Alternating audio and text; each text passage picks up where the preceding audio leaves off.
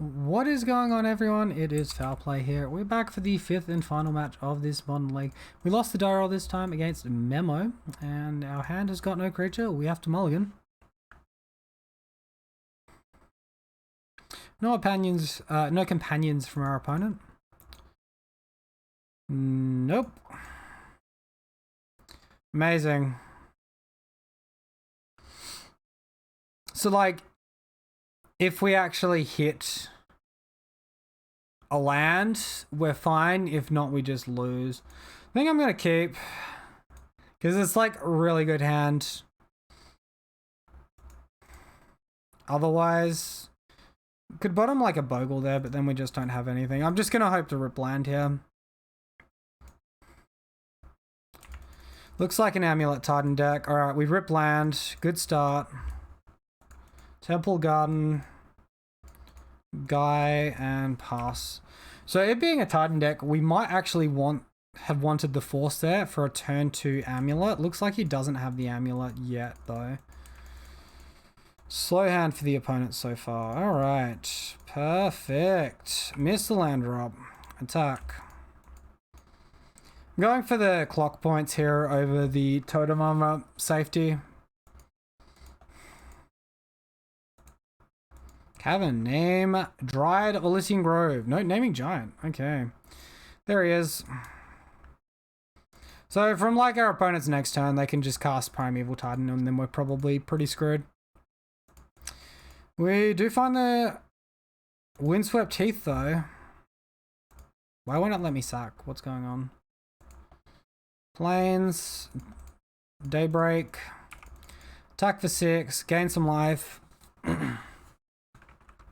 So this looks like they reclaim a Titan over the Amulet Titan.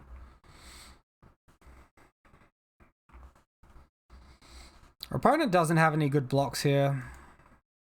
So we like got extremely lucky on a mulligan to 5, kept no land, and then we drew land on turns 1 and turn 3. Like, I'll take that as a massive win.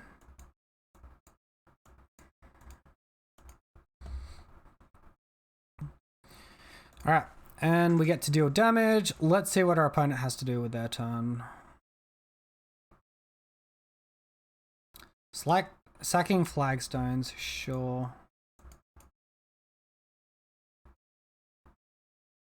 So they get to ramp mana here. I don't think they get to do anything else. We know that they had the blue land in hand though from earlier because they played... I was Talaria West earlier on, so that's going to enter tapped. Okay.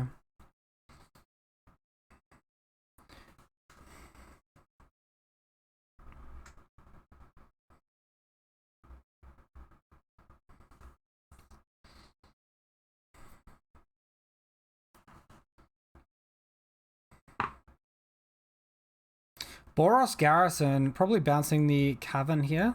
Yeah. And I think he gets to play an extra land still. Or he hasn't played any lands yet? No, he hasn't. So play Cavern.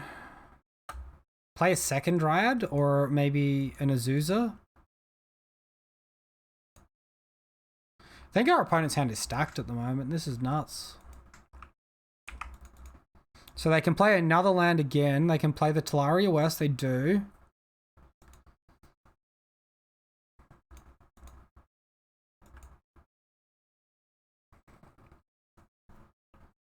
Another Talaria West as well. Sheesh.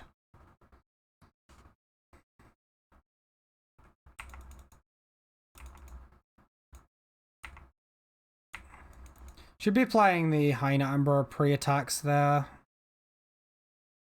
I think I've just got to play it post-attacks now. Then we can Horizon Canopy and leave up Cycle Horizon Canopy. We play the Bogle out, we're just playing into an Engineered Explosives.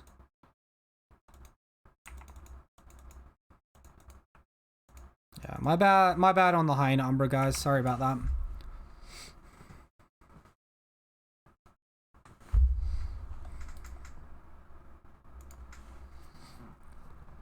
I guess technically we could cycle the Invisible Stalker and sack and counter an Engineered Explosives if we draw Force of Negation. Pitching the Invisible Stalker. Here comes the Primetime. Primetime's gonna get some lands. Daddy Primetime. It's like a big army to attack into as well.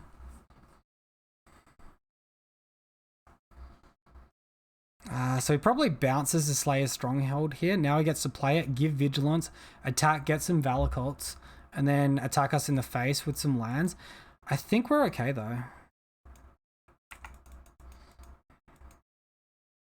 We get a good block here. We actually gain life off of it.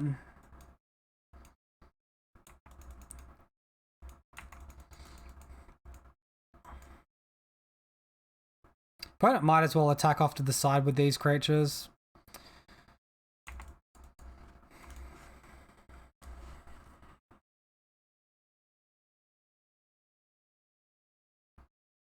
So, interestingly enough here, my opponent's not played any lands for the turn. So if we kill Dryad of Elysian Grove, he gets one less land to play.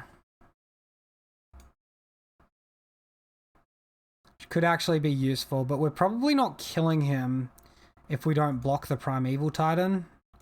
Let's go ahead and sack our Horizon Canopy, see what we find. It's a good find. One land is equal to 6 damage, so we're better off blocking the Primetime. I think it works out about even, actually.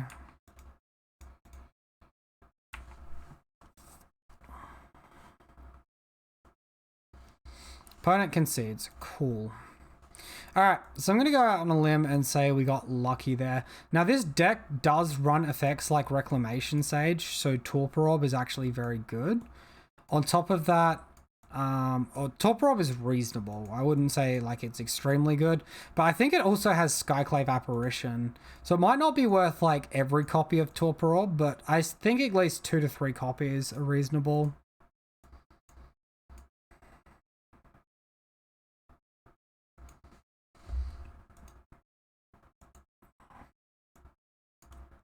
I'm not in love with Forced Negation or Aqueous Form here.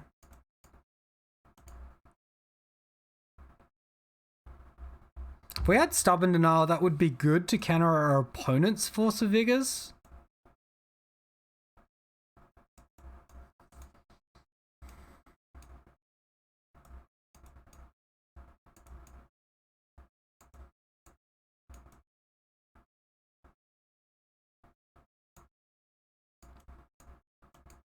Might just go like this. Our opponent doesn't know about our blue yet, actually. I could go 2 Torporob and 2 Force, actually. Looks like it's too late.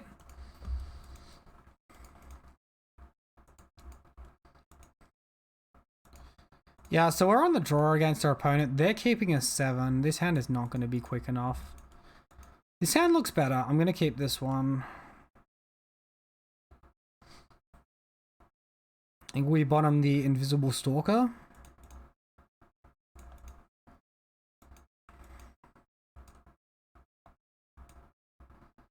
Turn 1 Reclaimer. Don't forget this Reclaimer can get Blast Zone. Super obnoxious.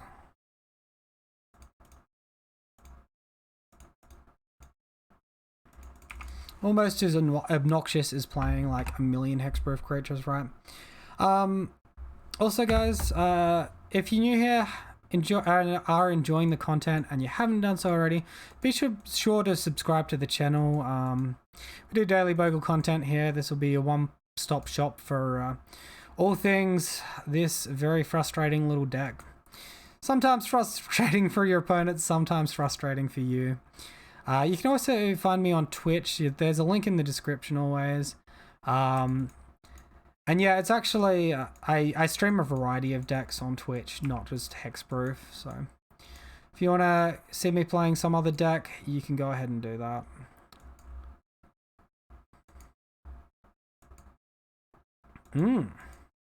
Interesting. See, playing off of blue mana there. Nothing. Okay. Opponent can actually attack us in that spot. Let's just blow up his Amulet of Vigor, and then we can look to do stuff next turn.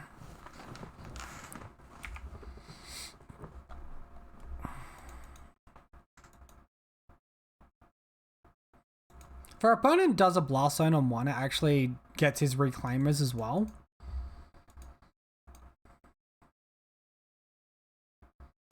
Alright, so sacking Flagstones.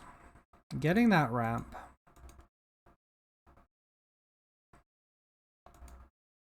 I wonder if he can do a second Flagstones activation this turn. If either of these lands are untapped, yes. If not, no. He can still play another land though. If he doesn't play a land, that means he's a little bit light. Land light this game. Okay.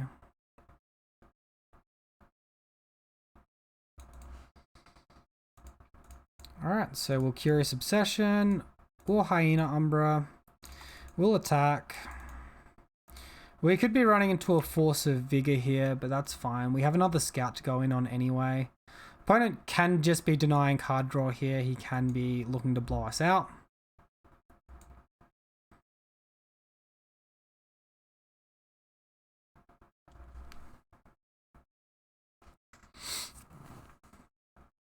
I really like if he lets me deal damage to him here. There's potential he needs the Reclaimer for something fancy ramp-wise next turn, like he double ramps. And there's a potential that he doesn't. Also, like, all that ramping he did could have been done at instant speed instead of sorcery speed. Oh, look at us go. Hello, Mr. Bogle.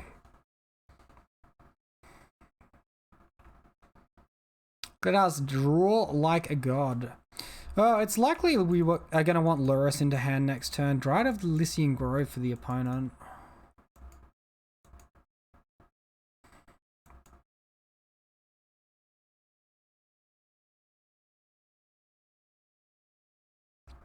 Slayer's Stronghold. So yeah, he's got another activation on the Reclaimer here. He can get rid of his Flagstones. He can ramp like crazy. And I think he can actually Valakut us and deal some damage here. Yeah, he should be able to Valakut off the second land because they'll enter separately.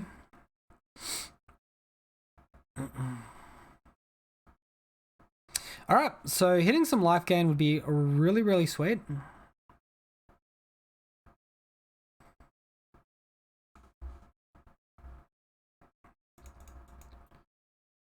If we can remove his Dryad of Lycian Grove as well, though, that could help a lot too.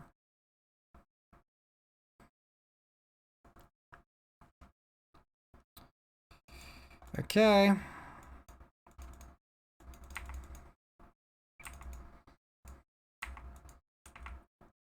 And he blocks opponent, probably the Reclaimer. Just cashing in that block, yep. You got it. Alright, so as long as he doesn't have Daddy Primetime, we can get back into this with Lurrus into Seal. We do need to hit a land though to do that.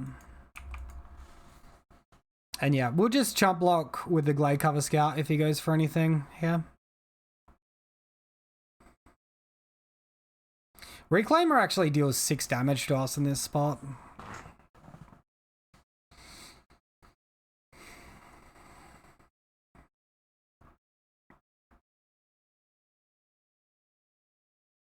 But he can do that instant speed after blocking our Scout, so I'm still not sure why he's like so fixated on this. Oh, it looks like he's going to Talaria West to hand. No, he's not floating blue mana. That makes no sense. Wouldn't you Talaria West into explosives and leave me with 1 Glade Cover Scout?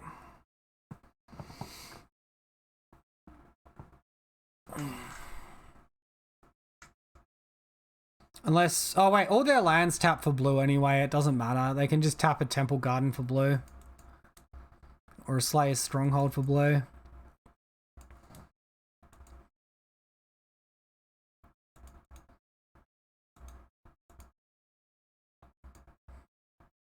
So if they play one other land here, oh, they go for Summoner's Pact? Really?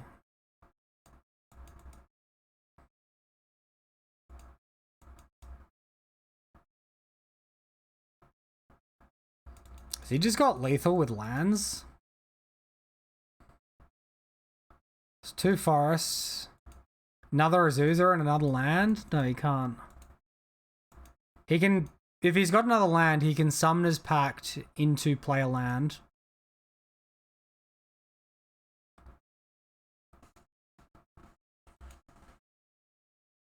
Explosives on one. Oh, so he just naturally had explosives in hand. Lovely.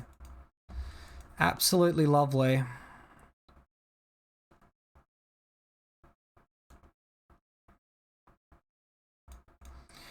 Well, I can put myself to 1 here. That's not a good place to be. No, I can't. I need a shock. Shocking is bad. Fuck. We got a basic island here, but that was the wrong land. God damn it, man. That was really close. That was really, really close. So he's still got Summoner's Pact and Talaria West with this build. I don't actually think we're going to get much use out of the Torpor Orb, judging from the half of his deck we saw there. I think Force of Negation is going to be better against Amulet, Summoner's Pact, and Engineered Explosives. Usually it's like Eldorami Call in these Elvish Reclaimer decks, and then they have Skyclave Apparition, and then they have Reclamation Sage in the sideboard.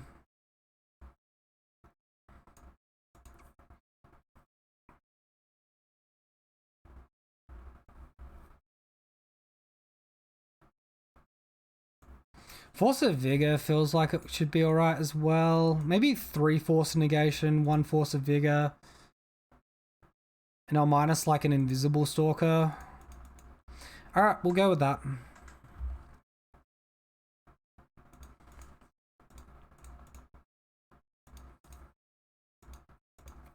Alright, it's a fantastic Bogle hand. Let's see how we go. Week 2 interaction. And the nuts.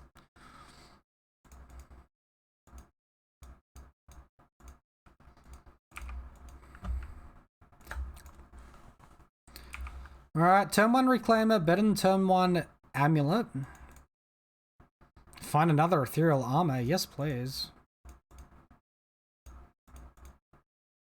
So playing out auras like this is slightly better against Force of Vigor. It doesn't matter, he's not going to block. Unless he's got the Force of Vigor. Alright, no blocks, that's good.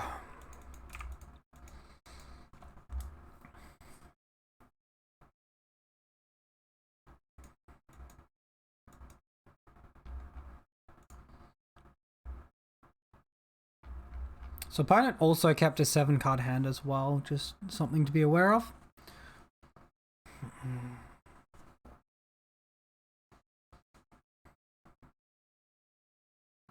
Flagstones into Amulet. Odd sequencing. We just ripped the Mana Confluence off the top. Thank you, deck. Thanking you. Alright, Daddy Daybreak, and we're going to be attacking for 14 here. Opponent needs interaction, or they go to 1.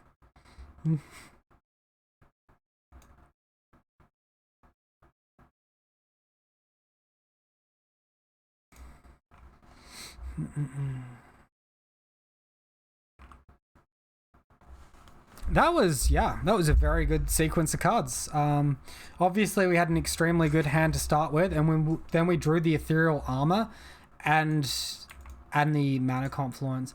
He Mystical Repels one of our Ethereal Armors there. Alright, so it's not over yet. Good old Heliod Hate getting splashed across onto us Bogle players. Dis-synergy with our Lurus. Oh, it's so good. It's too good.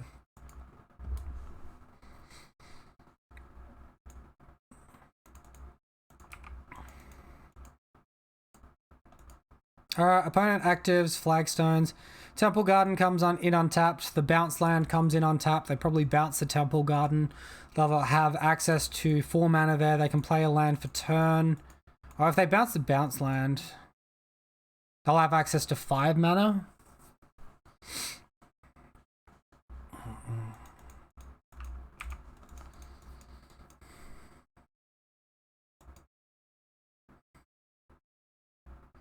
Azusa, alright, so they can bounce land twice. Or is it 3 times and get a Titan? And then with the Titan, they can attack with Vigilance. So Boris Garrison into Slayer's Stronghold? Yeah. Yikes. Azusa is OP.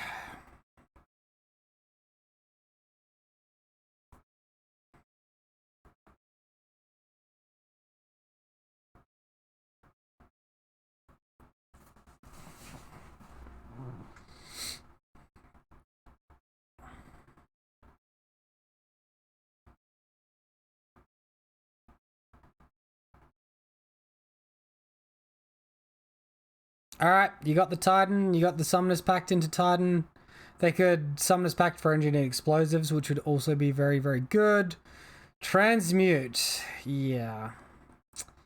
Yeah, he does. That's not nice, opponent. They're going to lose their Amulet and their Elvish Reclaimer here, though. We've got a Lurrus to start rebuilding with.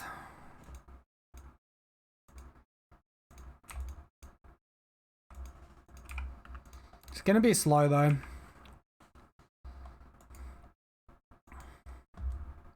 Don't forget our opponent gets to play 3 lands a turn currently. Like, they're not as far behind as what you might think they are.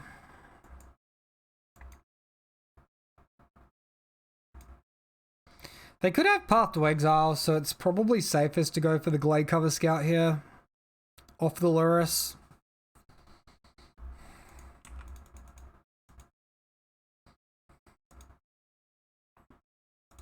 Alright, we draw our own Path to Exile too.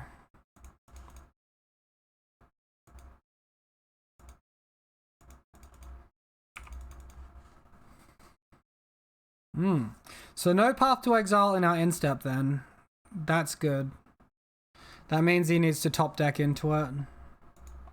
He knows about the Rancor in hand as well. Rancor plus Ethereal Armor is attack for 5.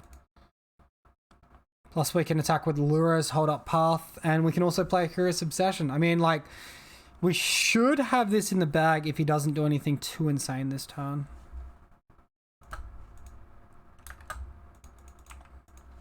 Alright, opponent, bounce land, bouncing garden, making another plant token, sure.